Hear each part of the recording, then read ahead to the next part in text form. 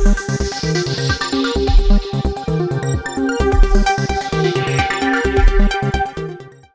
आप देख रहे हैं वॉइस ऑफ उत्तराखंड पर। मैं हूं आपके साथ मयंक गौड़। वक्त हो गया है दिन भर की बड़ी खबरों का। सबसे पहले एक नजर हेडलाइन पर। राष्ट्रपति द्रौपदी मुर्मू के उत्तराखंड दौरे की तैयारियां तेज, सुरक्षा के हो रहे हैं पुख्ता इंतजाम।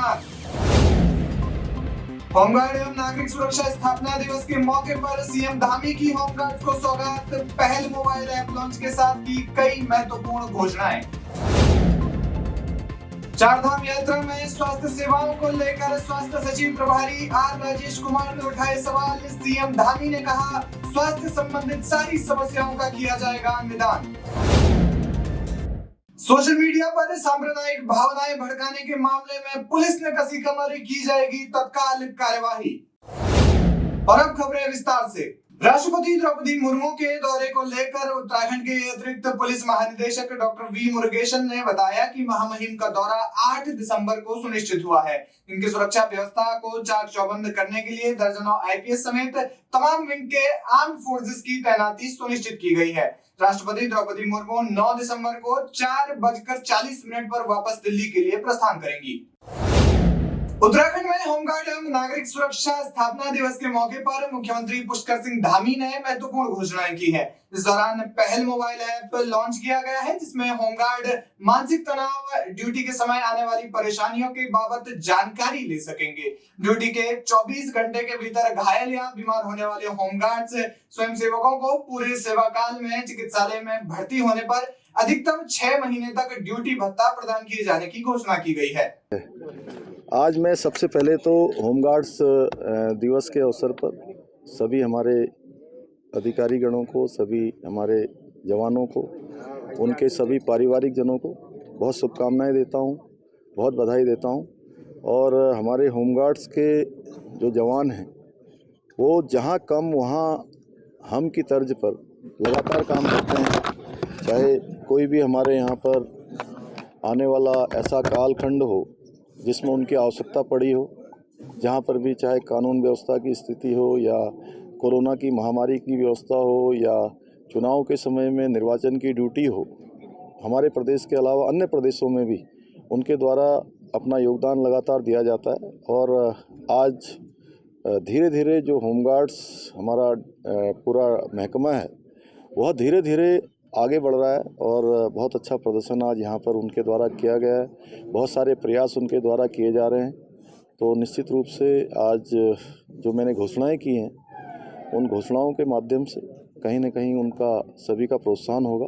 हम इसके प्रति कृत संकल्पित हैं कि हमारे जितने भी इस प्रकार के सेवा देने वाले डिपार्टमेंट हैं उन सभी का प्रोत्साहन हो, उन सभी को आगे बढ़ाया जाए। उस दिशा में हमारी सरकार निरंतर काम करेगी। चारधाम यात्रा में स्वास्थ्य सेवाओं को लेकर स्वास्थ्य सचिव प्रभारी आर राजेश कुमार ने कई सवाल उठाए हैं, जिसके बाद चर्चाओं का बाजार गर्म हो गया है। मुख्यमंत्री पुष्कर सिंह धामी ने मामले में कहा कि कोविड के चलते कई तरह की परेशानी सामने आई है, लेकिन इस बार सरकार ने अभी से यात्रा की तैयारी शुरू कर दी है। और हमारे पास फिलहाल मेडिकल रेफरल यूनिट्स हैं अलग अलग एल्टीट्यूड्स में चारधाम यात्रा के रूट में, बट लेकिन वहाँ पे इंफ्रास्ट्रक्चर फैसिलिटीज और मैन पावर की तैनाती और स्पेसिफिक जो इक्विपमेंट्स होने चाहिए वो नहीं होने की वजह से ये डेथ्स हो रही हैं। जो फर्स्ट ईयर हम दे सकते थे वो नहीं दे पाए। मैक्सिमम हमने कोशिश की देने की, लेकिन कई बार नहीं कर पाए, तो उस वजह से डेथ हुई। तो ये dedicated high altitude medical system हम लोग विकसित करने की कोशिश अभी करेंगे अलग अलग एल्टीट्यूड्स पे। डिस्ट्रिक्ट हॉस्पिटल, फिर अलग अलग जो 3000 से 7000 फीट और फिर 7000 से ऊपर जो एरियाज हैं उनको भी हम सैचुरेट करेंगे। एम ये है कि जितने भी एरियाज हैं जहाँ जहाँ ह्यूमन इंटरफेस होता है, जहाँ पे लोग जाते हैं, चाहे वो चारधाम वाले एरियाज हों या दूरस्थ इलाके हों जहाँ पे लोग रहते हैं, उनको सैचुरेट करने का एम है।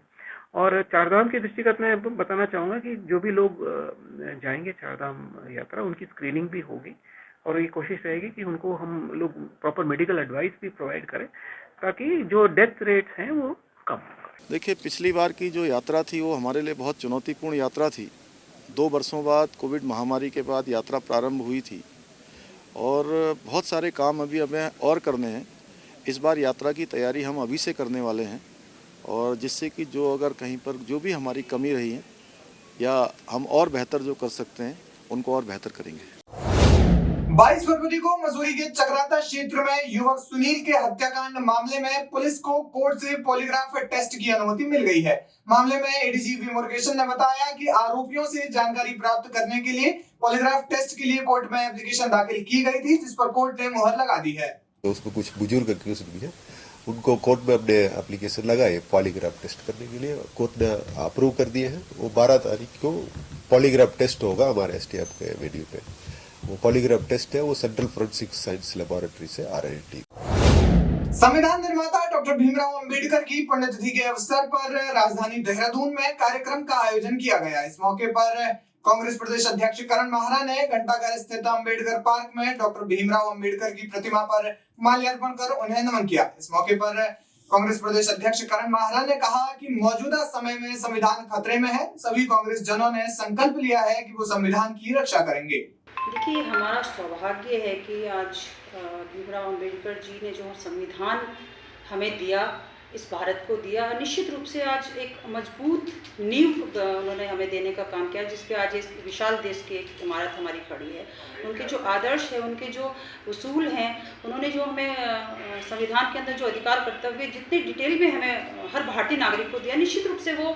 और सबसे बड़ी बात हमारे संविधान की है कि अनेकता में एकता, जो हर वर्ग, हर जाति, हर धर्म, हर विशेष को लेकर साथ और जिनका सर्वांगीण विकास कि जो उन्होंने वो धारा हमें दी है, वो निश्चित रूप से हर भारतीय के लिए गौरव की बात है। आज उनकी पुण्यतिथि पे हम उन्हें सादर नमन करते हैं और निश्चित रूप से आज कांग्रेस भवन में भी उनके कार्यक्रम था उनके मान उस पर। और हमारी घंटाघर में जो उनकी भीमराव अंबेडकर की जो प्रतिमा है, उस पर हमारे प्रदेश अध्यक्ष आदरणीय करण मीणा जी ने जो है माल्यार्पण कर उनके विचारों को वहाँ पे रखा।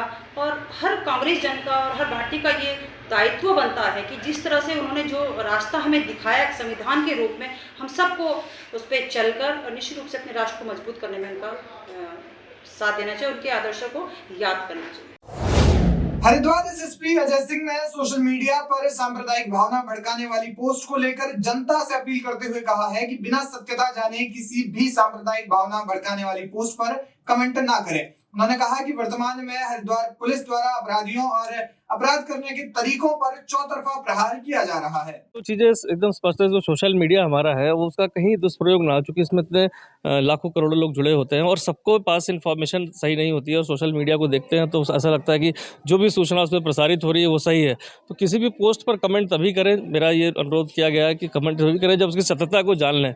और कोई भी कमेंट ऐसा ना हो जो कानून की परिधि में आता हो, कहीं कोई सांप्रदायिक बात ना हो, कोई धर्म विशेष के लिए बात ना की जाए।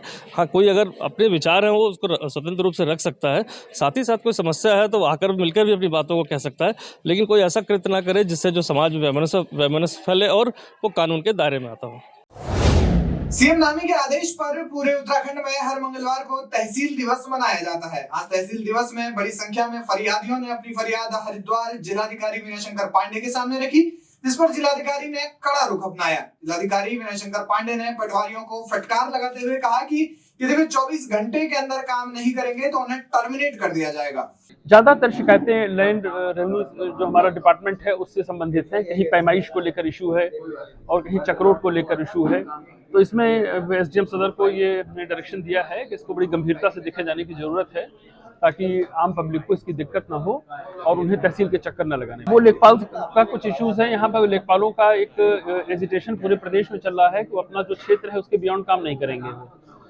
लेखपालों की संख्या कम है, क्षेत्र ज़्यादा है, तो उसमें ये व्यवस्था बनाई गई थी कि रोटेशन से उनको सारे क्षेत्र का काम दिया जाए।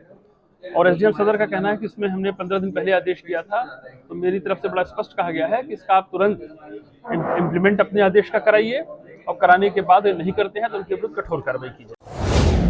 कांग्रेस प्रदेश अध्यक्ष करण माहरा का मसूरी पहुंचने पर कांग्रेसी कार्यकर्ताओं ने जोरदार स्वागत किया। हालांकि मसूरी कांग्रेस के कार्यकर्ता दो धड़ों में बटे दिखाई दिए, जहां एक और शहीद भगत सिंह चौक पर कांग्रेस के एक गुट द्वारा प्रदेश अध्यक्ष का स्वागत किया गया, वहीं दूसरी ओर लाइब्रेरी चौक पर दूसरे गुट ने प्रदेश अध्यक्ष का स्वागत किया। कांग्रेस के कुछ कार्यकर्ताओं का कहना है कि प्रदेश अध्यक्ष के आगमन की सूचना उन्हें नहीं दी गई थी। बढ़ गई है और त्रिवेंद्र रावत और तीरथ रावत सरकार पर आरोप लगा रहे हैं और मुख्यमंत्री आप ही के मसूरी में कह रहे हैं कि जो मछली ज़्यादा मुंह खोलती है वही फंसती है। मेरा अनुभव, वो उनको इशारे में डरा रहे हैं। तो झगड़ा कांग्रेस में नहीं है, कांग्रेस तो विपक्ष में, हम तो उनको घेरने का काम कर रहे हैं। तो करण महाराज जी अपने साफ गोई के लिए जाने जाते हैं उत्तराखंड कांग्रेस में, लेकिन आप ये साफ गोई से क्यों नहीं मानते कांग्रेस में गुटबाजी है? नहीं, मैं कैसे मानूँ? देखिए, परिवार में दो भाई भी एक साथ नहीं चल सकते, ये बड़ा परिवार है। इसमें करण मेहरा अपने तरीके से लड़ाई लड़ रहा है, हरीश रावत जी का जो अपना तरीका है पदयात्राओं का, वो उस तरीके से लड़ाई लड़ रहे हैं। खबर लोहाघाट से है, जहां एक बार फिर एनएच अधिकारियों के खिलाफ व्यापारियों का गुस्सा फूट पड़ा। नगर पालिका अध्यक्ष गोविंद वर्मा के नेतृत्व में नारेबाजी करते हुए व्यापारियों ने पंचेश्वर टैक्सी स्टैंड के पास सड़क किनारे धरने पर बैठ गए। आक्रोशित व्यापारियों ने एनएच के खिलाफ नारेबाजी करते हुए सड़क निर्माण कार्य को तुरंत शुरू करवाने की मांग की है। कार्रवाई तो की है इन्होंने, पर लापरवाही की है, क्योंकि परसों इन्होंने कहा था कि यहाँ काम प्रारंभ कर देंगे, तो कल 5-7 महिलाएं इनने सफाई के लिए भेजी और मशीनें भी इनकी यहाँ आ चुकी हैं। परंतु थोड़ा सा दिक्कत यह है कि हमारे चेयरमैन से भी इन्होंने बात करनी चाहिए, नगर के चेयरमैन से, जिनके उसमें सब ये कार्यक्रम चल रहा है, उनको इन्होंने आश्वस्त करना चाहिए था कि भाई हमारी मशीनें यहाँ पर पहुँच गई हैं, अब आपको धरना देने की आवश्यकता नहीं है। एक तो इनको चिंता होनी चाहिए, भाई आप जनता की सेवा के लिए यहाँ पर हैं और जनता का जो प्रतिनिधित्व यहाँ पर कर रहे हैं, आप उनसे अगर संपर्क में नहीं रहेंगे तो इस टाइप की दिक्कतें आएंगी। इससे क्या होता है, व्यापारियों का काम बाधित हो रहा है और तमाम ट्रैफिक में दिक्कत हो रही है। तो मैं आप एनएच वालों को अभी निर्देशित हमने कर दिया है कि आपकी मशीनों को आने से हम संतुष्ट नहीं हैं। अगर कल से कार्य प्रारंभ नहीं हुआ तो एनएच के कार्यालय को बंद कर दे, तालाबंदी कर दी जाएगी और एनएच के जितने भी अधिकारी कर्मचारी उनको बंद बना दिया जाएगा। हरिद्वार में एक पिटबुल नस्ल के कुत्ते ने ट्यूशन पढ़ने जा रहे 9 साल के बच्चे पर हमला कर दिया। कुत्ते के हमले में बच्चे के हाथ से मांस नोच डाला और वो गंभीर रूप से घायल हो गया। अब घायल हुए बच्चे के परिजनों की शिकायत पर कनखल थाना पुलिस ने कुत्ते के मालिक के खिलाफ मुकदमा दर्ज कर जांच शुरू कर दी है। लोहाघाट उप जिला चिकित्सालय के डॉक्टरों द्वारा लिखी गई दवाएं मरीजों को पूरी न मिलने पर लोहाघाट के विधायक खुशहाल सिंह अधिकारी ने नाराजगी जताई है। विधायक अधिकारी ने अस्पताल का औचक निरीक्षण किया। निरीक्षण में विधायक अधिकारी को दवा भंडारण और चीफ फार्मासिस्ट कक्ष बंद मिला। वहीं मरीजों ने अस्पताल प्रबंधन पर पूरी दवाएं न देने का आरोप लगाया है। इस बुलेटिन में फिलहाल इतना ही। उत्तराखंड की तमाम बड़ी अपडेट्स के लिए आप बने रहिए हमारे साथ, देखते रहिए वॉइस ऑफ उत्तराखंड। धन्यवाद।